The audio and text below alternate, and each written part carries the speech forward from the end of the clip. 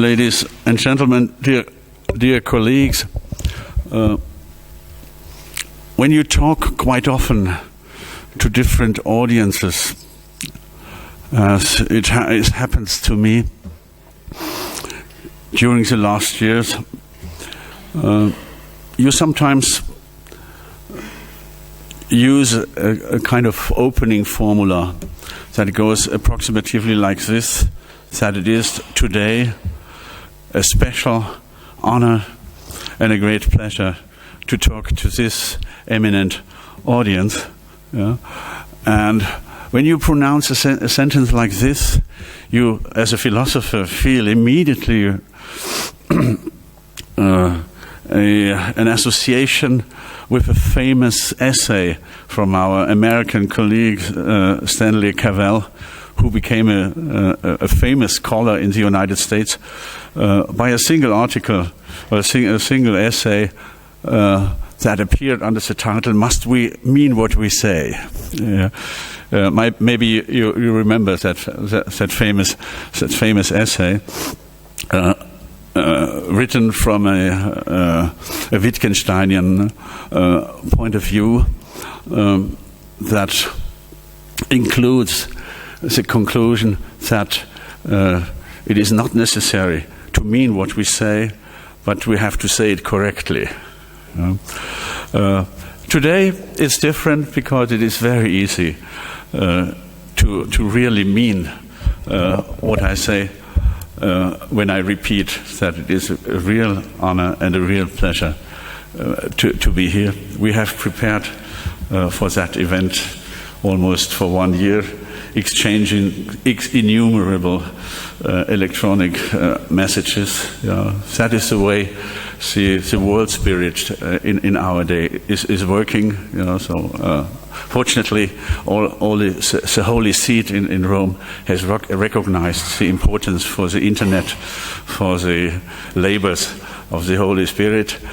So also we from the philosophical faculty can share this experience and this benign pleasure that the Internet is now a means of communications for philosophers too.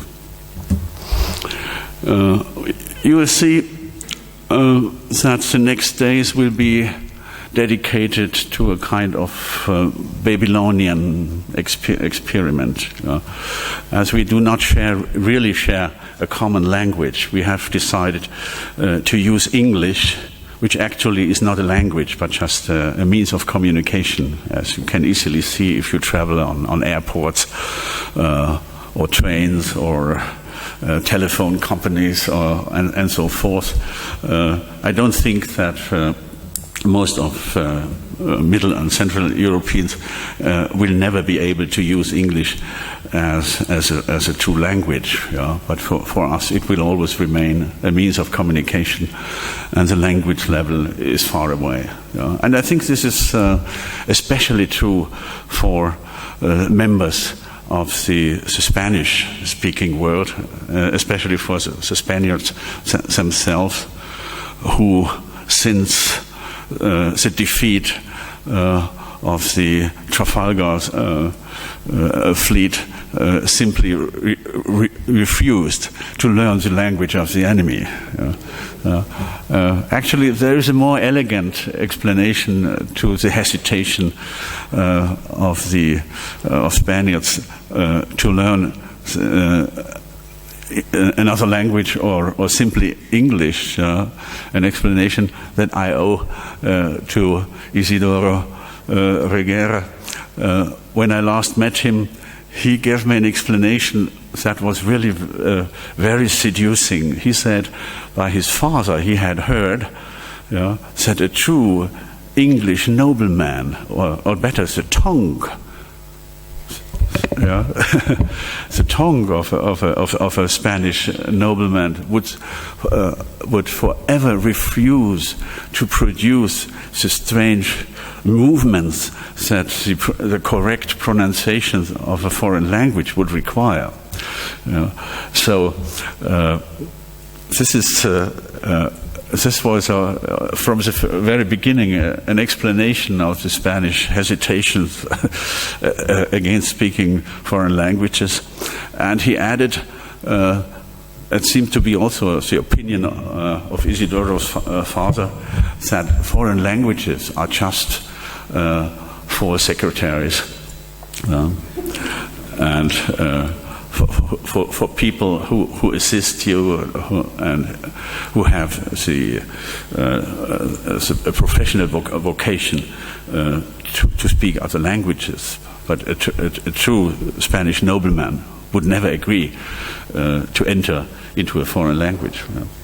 So unfortunately for all of us, it is a little bit too late, and for me especially, because unfortunately I have learned 3 or 4 or 5 languages. It is simply too late to become a perfect Spanish snob. It is too late, and we simply have to deal with the fact that we are condemned to use a foreign idiom, and that will be our situation during the next days, and we have to deal with that. Usually I say I do not speak English, I fight with English, and I think that is the proper description of what we do if we try to assimilate a foreign idiom. It is a well-known topos that the way of the Spirit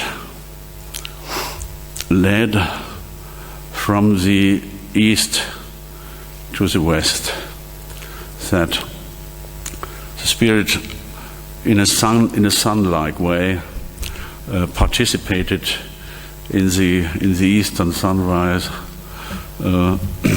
performed so the great curve of a full day, and sets down in the west.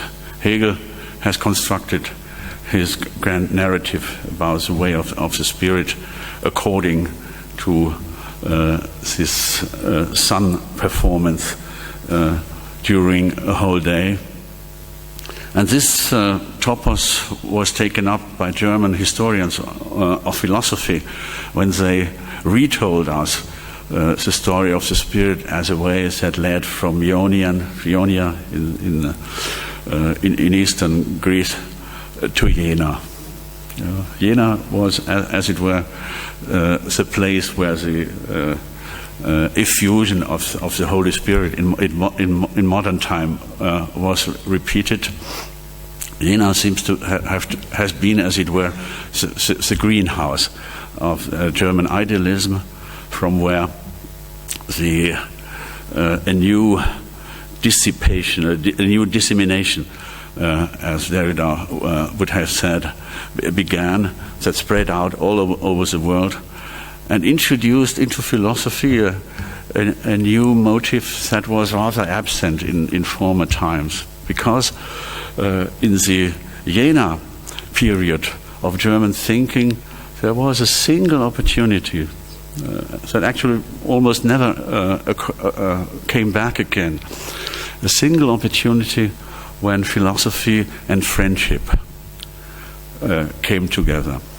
It is impossible to understand the spirit of German idealism if you neglect the fact that there was a very intensive field of personal relationships between the original members of that movement that later on was called German idealism, to which also the so-called Romantics belonged. And at the very first moment, there was not such a clear distinction between literature, poetry, and philosophy. And in that greenhouse of modern philosophy, Novalis, Schleiermacher, and the young Schlegel, I mean Frederick, have been members of the same community. They used to live together, to exchange philosophical and poetic ideas on a daily basis. and created a kind of philosophical reactor, a kind of philosophical power plant, the emanation of which are still present in the history of modern philosophy, even if the irradiation of that philosophic activities have become rather weak. But what we are going today and in the days to come is simply a kind of early romantic experiment, because we shall reconnect with this melting of motives of philosophy and friendship. That is the reason why I do not feel alone here in Spain and in Girona, but I'm very grateful to be in company of a couple of friends of mine who are very familiar with my writings and my work since several decades. I'm particularly grateful for the fact that Isidoro Reguera has accepted to be also a guest of the University of Girona. He is an extraordinary person. He is the most courageous person that I personally have ever met, because he accepted the proposal of the editor of the publishing house Cirela to do the translations of an absolutely untranslatable book called Sphären, Sphären 1, Sphären 2, Sphären 3, in 3 volumes in the German original, representing 2,400 pages.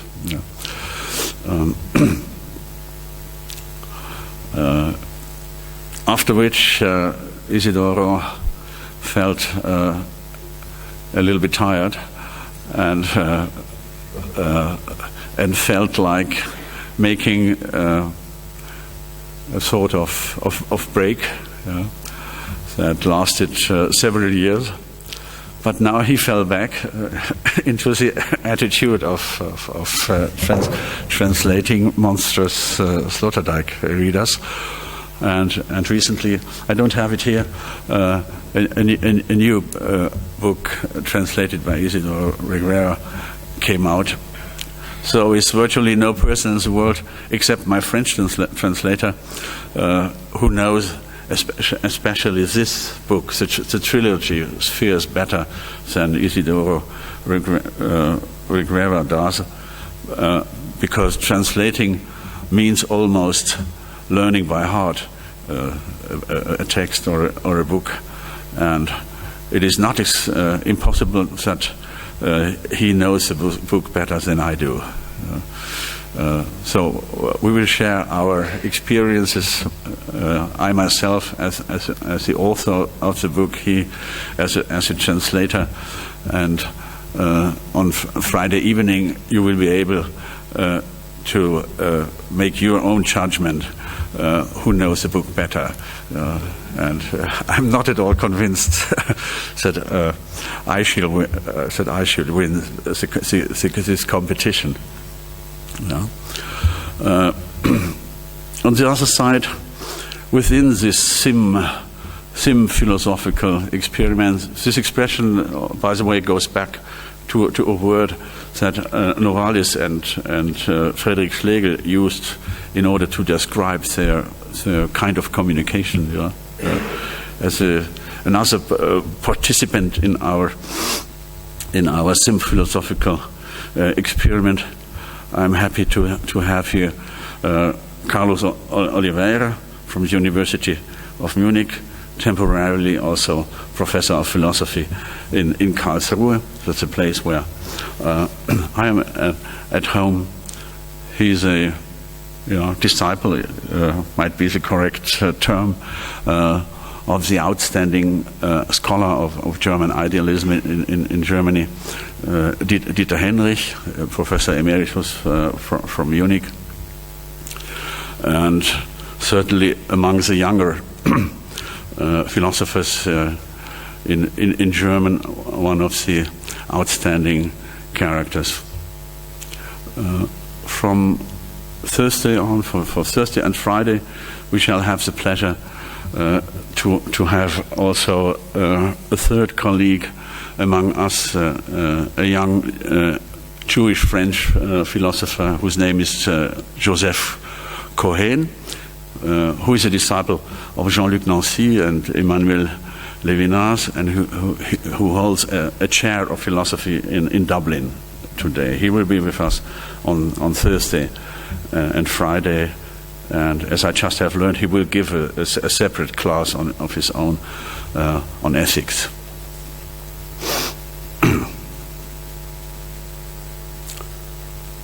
Let me just add one or two personal remarks with regard of the place of Spain on my personal map of Europe. I remember that when I was in my younger days, Spain was just a distant myth at the western borders of the world. Spain represented, as it were, the real Finisterre of Europe. It hardly existed. It had approximately as much reality as Eastern Germany, that had simply, for people of my generation, had simply disappeared behind the Iron Curtain. It did not exist.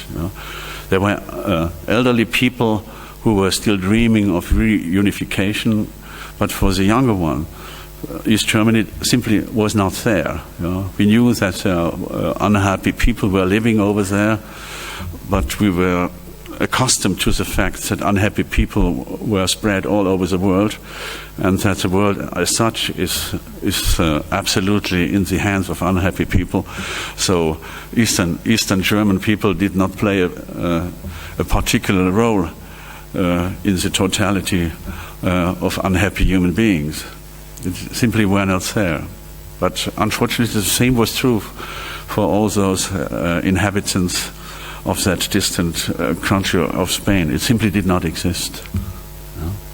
We knew that some tourists, German tourists, had developed a strange inclination to spend their holidays over there and come back and bring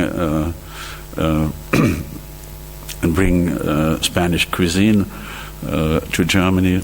But that didn't change very much of our collective ignorance with regard of. I remember quite well in that year when Franco died. We started waking up and learned to have a new look onto this country. Germans are very fond of king stories and stories about royal families, and so immediately the Spanish royal family was included in our world vision as a new provider of stories for tabloids and contemporary mythology about royal life. And by and by we understood that this time it was different. With Juan Carlos, the Spanish nation obviously was very lucky. Something like that never had happened before, that a king becomes the man who personally seems to guarantee the democratic transformation of a modern state. So we woke up by and by and learned to look at the western frontier of Europe. And there was one incident that I remember quite well when Spain fully entered and came into the middle of a common European consciousness. That was when in 2004, the month of March 11, the terrible accident, or however you would call that act of terror at the Atocha station in Madrid happened. And I remember quite well how all the people around me, including myself, were sitting in front of the television, looking to what had happened. And for the first time, it did not happen over there; it happened here. So Madrid had become really part of our own body. It was not far distant; it was here among us. And I remember quite well how impressed everybody was in Germany about the behavior of the people of Madrid, who came into the streets silently, by millions, walking through the streets and demonstrating their refusal, and showing to the rest of the Europeans what democratic maturity can mean. That was an unforgettable moment. And suddenly Spain ceased to disappear in the Finisterre of Europe and became, as it were, a country of the middle. The western middle, or the Middle West. And I think this is a beautiful moment of European history. And that reminds me that the behavior of the population of Madrid immediately reconnects with the behavior of those people who originally created what we until our days call the res publica. The res publica is an invention that came out of the collective revolt of the Roman population after the outrage committed by the son of the king Tarquinius Superbus in the year 509 before our age. In Titus Livius, we read in the first book, Ab Urbe Condita, how the Romans overthrew the king's rule of the family of the Tarquins, and created the first, as it were, democratic society on European soil, together with the democracy as it was created in Greece. The son of the king had raped the wife of one of his officer colleagues, Colantinus. The Roman officers had been sitting together during the siege of Ardea, which is a small town in the south of Rome, had been sitting together and had done what officers always do when they sit together. They talked about women, especially their own women, with constant side looks to the wives of their colleagues. And Colantinus was very eager to praise the advantages of his beautiful wife and to make the eloge of the virtue and beauty of Lucretia, upon which Tarquinius Superbus Junior, Sextus Tarquinius Junior, decided to pay her a visit, to make a sexual offer to her, to threaten her, to rape her. And when the young woman had yielded to his desires, she called upon her father, her stepfather and father-in-law, told them what had happened, and killed herself immediately after that report.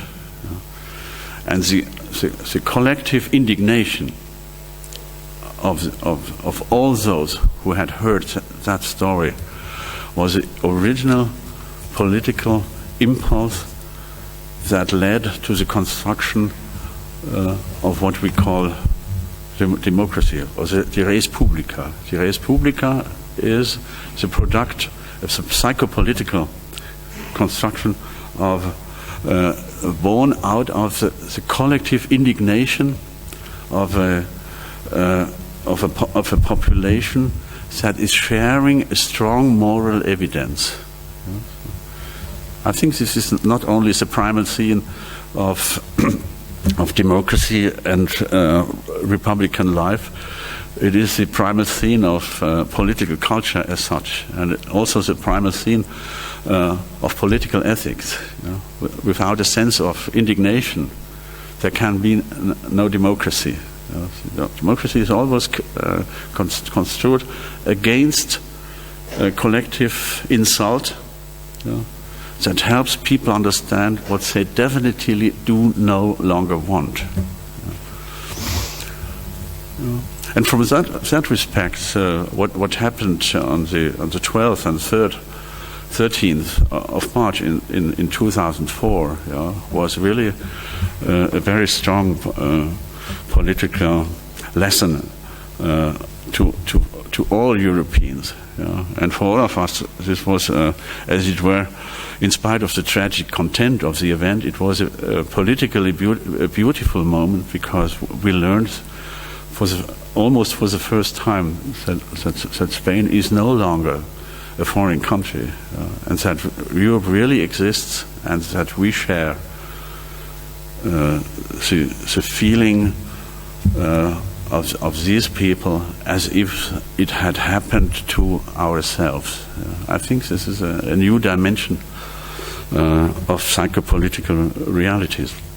And that leads me to the more philosophical comments I would like to make as an introduction to what we shall do in the days to come. I just used the word introduction, and I immediately have to withdraw this expression, because I do not really believe in introductions. And also my personal work is nothing you can be introduced in. We have to make an effort to bring the primal evidences I'm talking about in my books to present from the very first moment on. You cannot prepare or introduct a philosophical evidence. You have to produce it in situ. That has right now, and introduction as such is not really a philosophical option. By the way, when I say this, I simply quote Hegel, who was also convinced that philosophy begins with philosophy and not with an introduction into philosophy. This is the main idea of the famous Vorrede to his phenomenology. There is no such thing as a propedeuticum for philosophy. Philosophy has to be present from the very first moment, otherwise it will never come. Or it will remain an entity comparable to the famous Godot. The main actors of Waiting for Godot of Samuel Beckett seem to be waiting for something who comes or will never come.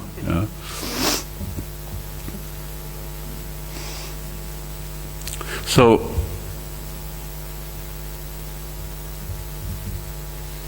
philosophy, the destiny of philosophy is, as it were, decided in the first sentence. But what is the first sentence? Heidegger was one of the thinkers of the 20th century who gave a very strong answer to that question by simply saying that philosophy deals with being in the world. I think this is one of the strongest first sentences that have ever appeared in the history of thinking. In spite of the fact that at first sight it sounds banal, but it is not. It is not a banality. Far from being so, it is a revolutionary sentence, and you will understand the revolutionary content of this sentence when you compare this with the first sentence of classical metaphysics. Because classical metaphysics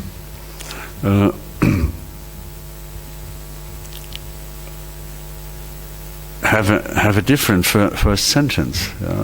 Classical metaphysics defend the thesis that it deals with the world as such, and that the philosopher assumes the standpoint of the world against himself.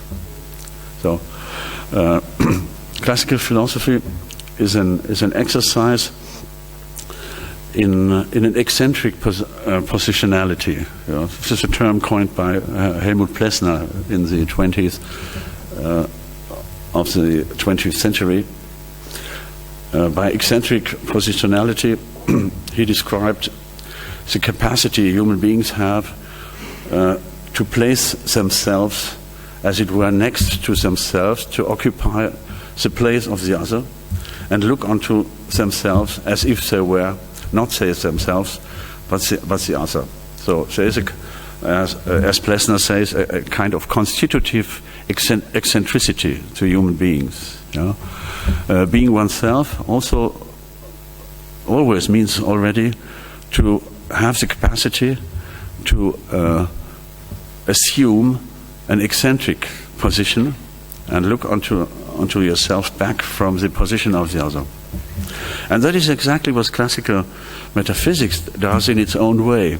So classical metaphysics expresses the wish or the decision to defend the standpoint of the world against the individual. And as you will see, when we come to the second part of my book of the spheres, the whole iconographic tradition of classical cosmography shows us very clearly that classical metaphysics never spoke about being in the world, but only about the essay or this eccentric effort to assume the standpoint of the world as such. And beginning with the sentence and assuming that the first sentence, philosophy is about being in the world, suddenly throws us back into the predicament of existence without all that metaphysical comfort that classical philosophy was supposed to provide human beings. Classical metaphysics is a kind of intellectual religion, as it were. It is based on the assumption that you can, as it were, die in your own lifetime, disappear into being, and see yourself live on as a part of the world, but no longer belonging to it. If you have ever dealt with classical Indian philosophy, you will find that pattern in an even much more elaborated form than in the Western strand of traditions. But nevertheless, the Indian way and the Western way converge on that basic assumption that it is not the being in the world that makes that makes the essence of metaphysics. But metaphysics is the essay to take the standpoint of the world against yourself. Yeah. One of the last authors who were very well aware of that attitude, even if he was one of the strongest critics of classical metaphysics, was the Danish philosopher Søren Kierkegaard. He refused the essential gesture of classical metaphysics, which he calls to transcend, the gesture of transcending. So this is a proton pseudos of metaphysics, because human beings cannot transcend. They are condemned to a kind of permanent immanence. Nevertheless, he had the best feeling for what classical metaphysics was all about, even if he expressed his feeling on the field of religion, the philosophy of religion. During his last years, he wrote a very impressive essay under the title "About the Sublime that lies in the idea that against God we are always wrong." In German, über das Erhabene, das in dem Gedanken liegt, dass wir gegen Gott immer Unrecht haben. And I simply would propose to retranslate this into the philosophical language. The classical sublime philosophy consists in the idea that against being we are always wrong, and against the cosmos we are always wrong. The cosmos is in order, but we disturb the order of the cosmos, and re-establishing the order of the cosmos cannot be reached without a kind of sublime elimination of the source of disturbance, which is human subjectivity. As long as the human subject is there, the order of the cosmos cannot be maintained. And the elimination of subjectivity is, as it were, the basic passion of classical metaphysics. If you make this horizon clear, you understand the revolutionary power of the new first sentence of philosophy uttered by Martin Heidegger in the middle of the 20s of the last century, when he said philosophy deals with the being in the world. Because from that moment on, it is no longer a question to eliminate the subject, but instead of that to assume the full burden of subjectivity without having the possibility to take refuge into the sublime order of a metaphysical cosmology in which we could only appear as a disturbing factor. You have to accept the disturbance as existence.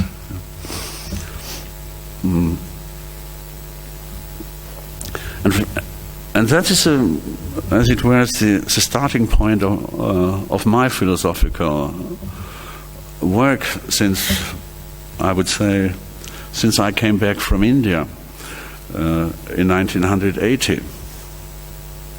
That makes almost 30 years now that I'm, as it were, a post-Indian, post-metaphysical philosopher. I have discovered Heidegger after my Indian adventure. I have never read him before. Before India, I used to be a reader of Adorno, necessarily. After India, I became a Heideggerian, and after becoming a Heideggerian, I became a Nietzschean.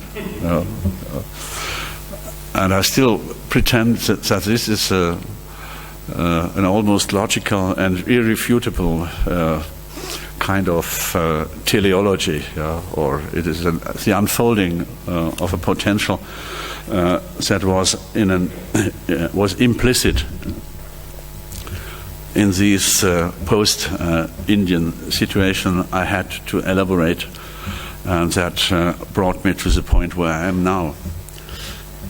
But as a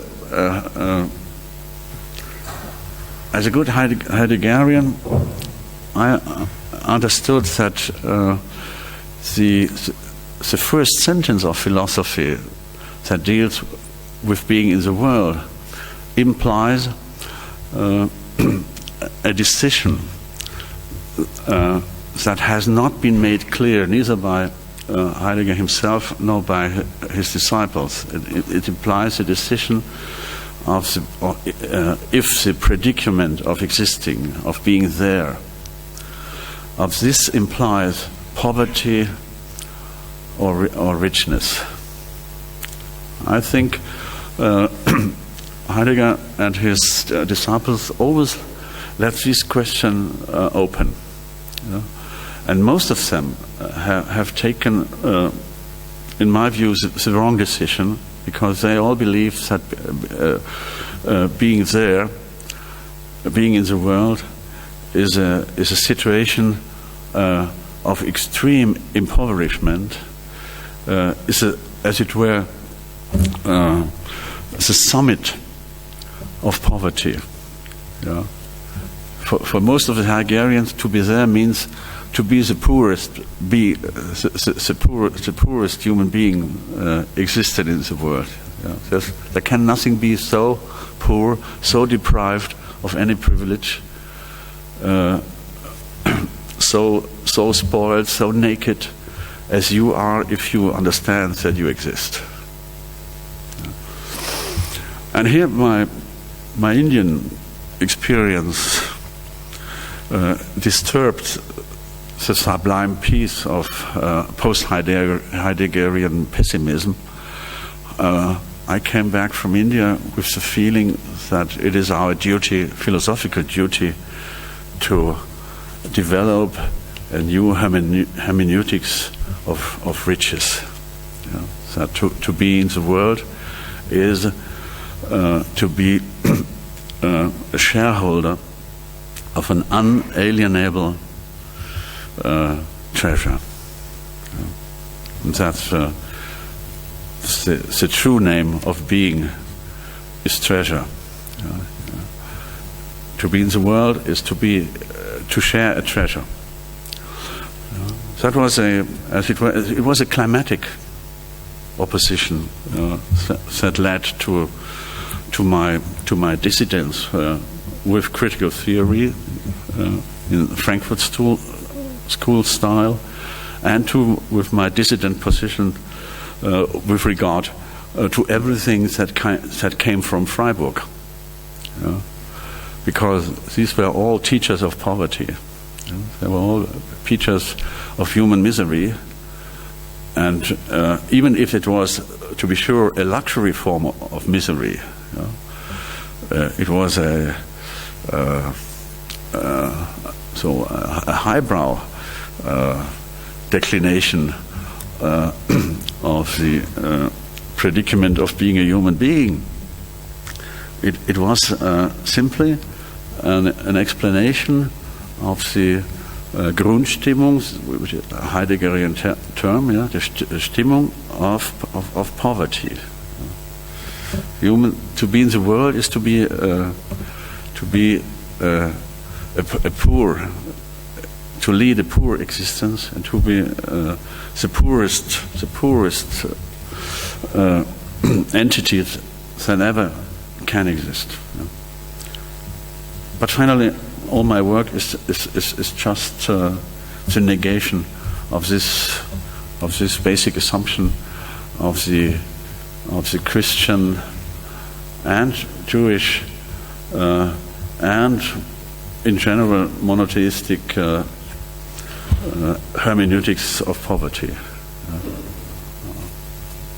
When I came from India, I just had the feeling I have nothing to do as a philosopher, as a writer, and as a human being, has to express the message that we had found the treasure island. Okay, it was, to be sure, a kind of India was for us, the Western visitor was a kind of theme park. You must not understand. We never understood while we were there that we never have been to India. We have been into a kind of Californian enclave within India, an American, totally Americanized India, a Californized, a Californian transformation of India. But nevertheless, the Indian basis was there, and the basic message is that a human being can never be really miserable when he or she understands that he or she is a shareholder of the biggest treasure there is. And this was, for me, the discovery.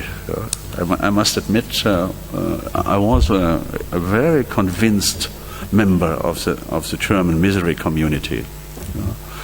And I'm still convinced that most of the Spaniards today go on to populate these countries, and because the nation of the United States of misery are still the leading world power. This is the real state of the world, and the members of the United States of misery are killing each other. You recently read what happened in Pakistan. This is just the actual front in the war of different parties of the United Nations of poverty and misery. But the basic philosophical message is that we have to unlearn the language of alienation, the language of poverty, and to start a new training in which we try to express a different approach to existence. And here Heidegger is still a good advisor, because he met the accent on the fact that the Latin word existentia is just the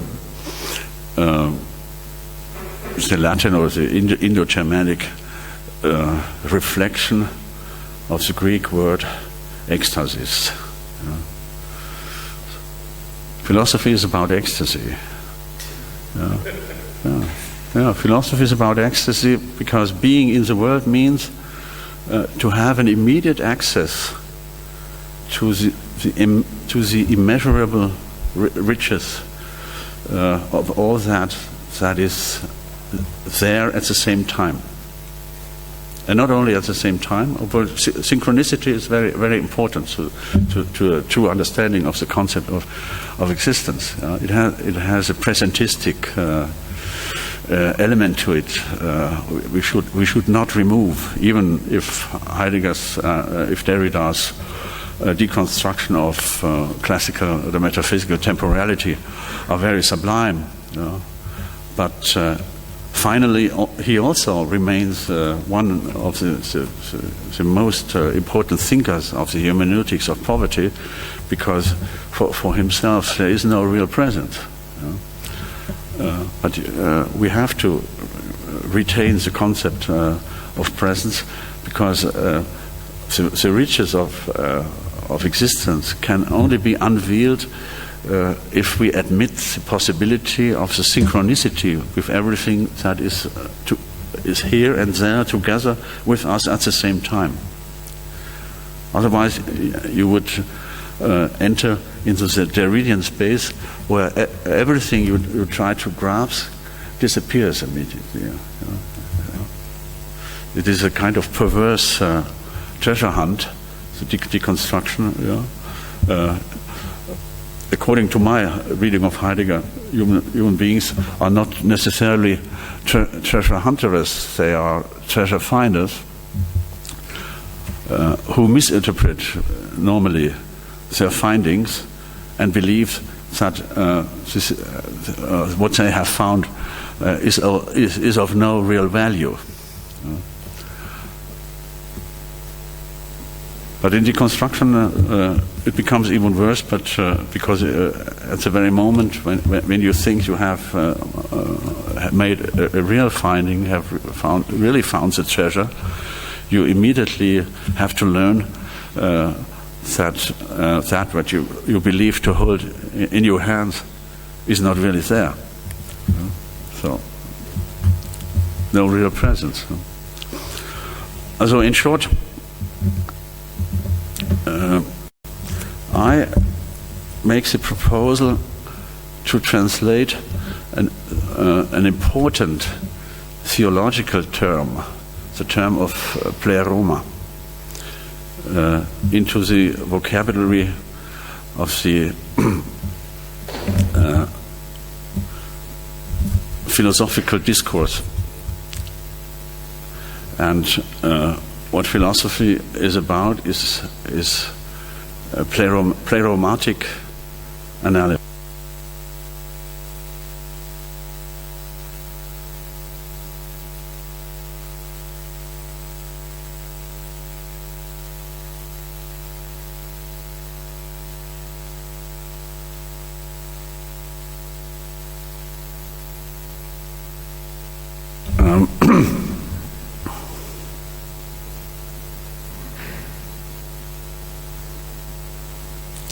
So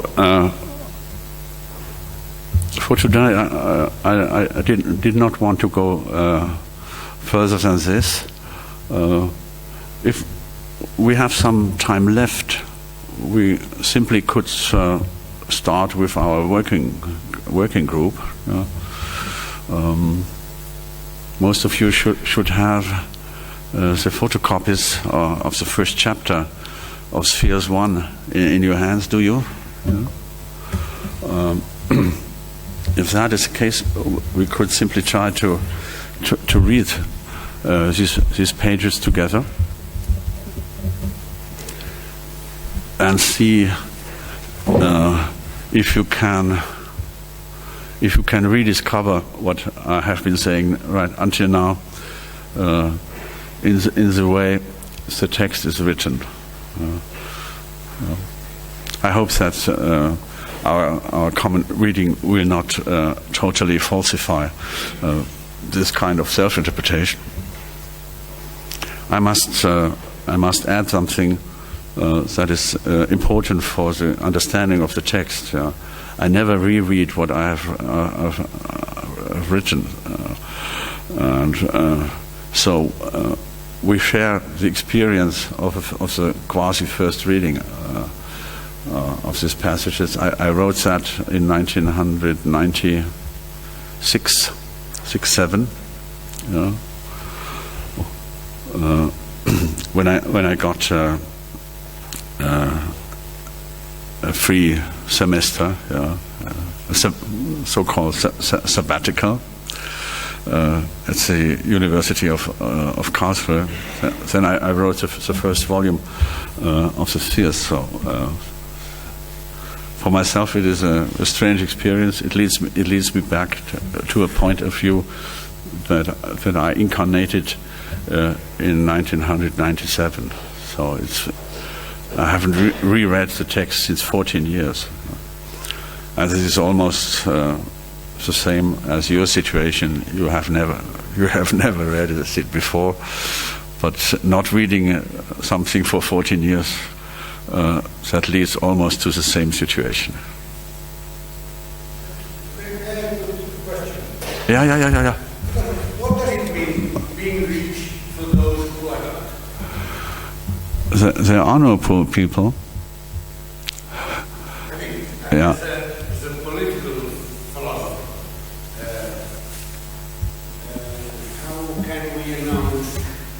joy of being rich to those who are poor. Yeah. In the concrete world. In this world, I'm not sure if we are speaking about the same world. That's why I wish that you make clear. So in the strange world of ontology, poverty cannot exist because the word existence is as such the opening towards the sphere of an ontological treasure. But also philosophically, you can think yourself poor, and that is exactly what the most of the false poor of our days do. They abuse the material poverty in order to falsify the philosophical opening that could help us to understand that there is no alternative to richness. This is one of the strange concepts that do not have an opposite. In theology, we have the term of kenoma as an opposite to pleroma. Pleroma means die Fülle, so the fullness of riches, which is one of the highest divine attributes. So if God is something that can be said precisely and with absolute certainty about him, and he is rich. But in the Christian theology, we have also developed the possibility to accompany God into the uttermost poverty, which theologically is called kenoma, the spoiling, the nakedness, the total abandon. And that is what the Christ experiences between the Holy Friday and the Easter Sunday. This is the kenomatic stretch of his way through being.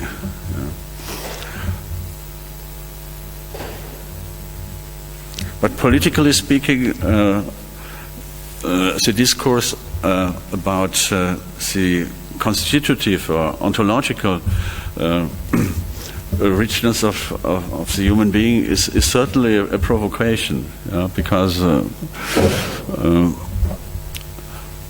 even if I admit that I might be wrong in assuming that I'm a poor being, I might be materially poor. It could be that the means of living I'm looking for are not given.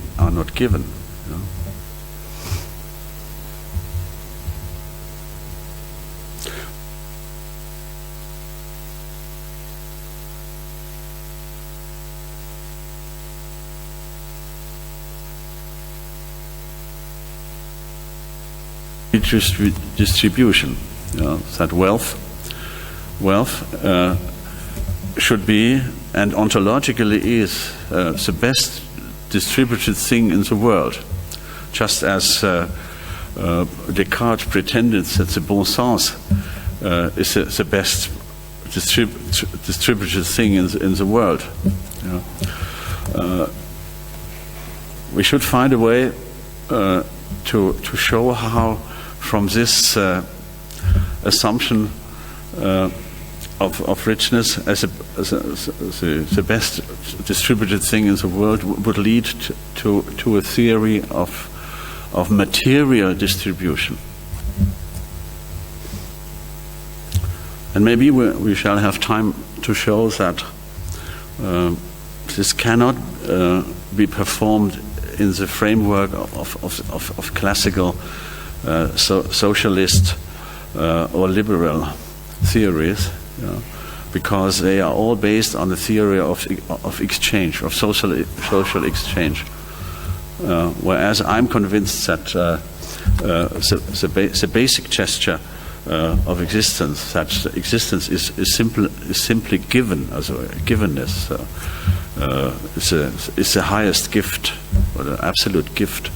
That this gesture has to be repeated within existence as that what Nietzsche has called the gift-giving virtue. Die schenkende Tugend, that we know from the second part of the Zarathustra. The gift-giving virtue is exactly the way that the richness of being can be interpersonally being handed down.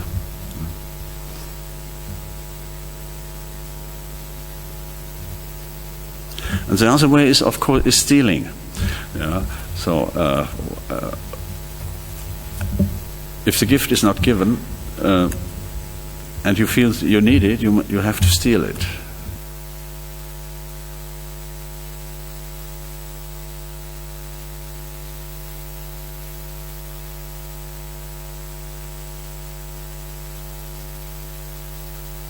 Of kleptocracy. And as a matter of fact, we are living in a kleptocratic society. Not only that the rich are stealing from the poor, but the novelty of our form of society is that also in our days the state is stealing from both rich and poor, but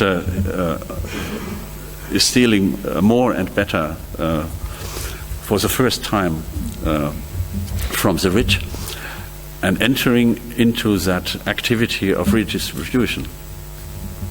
But I'm convinced that the actual system of redistribution that we are practicing in our days is absolutely insufficient, and that it is psychopolitically devastating because it suppresses the honor of the donor. And if you pay 50% of your annual income into the fisc of your nation state, and the psychological result of that payment is that you still are suspect as one who has second thoughts when paying taxes, and that you are, as it were, the eternal debitor of the state, and not the giver. Then everything is condemned to become a moral failure sooner or later.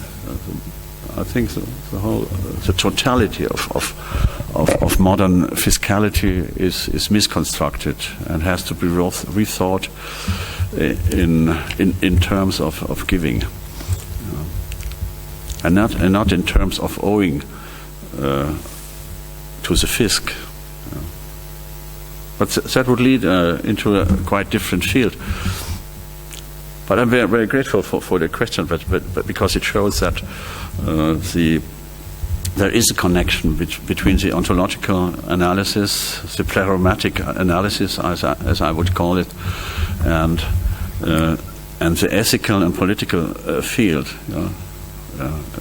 So an ethics of giving would immediately explain why a philosophy of richness is the only way to lay the groundwork for such a kind of ethics.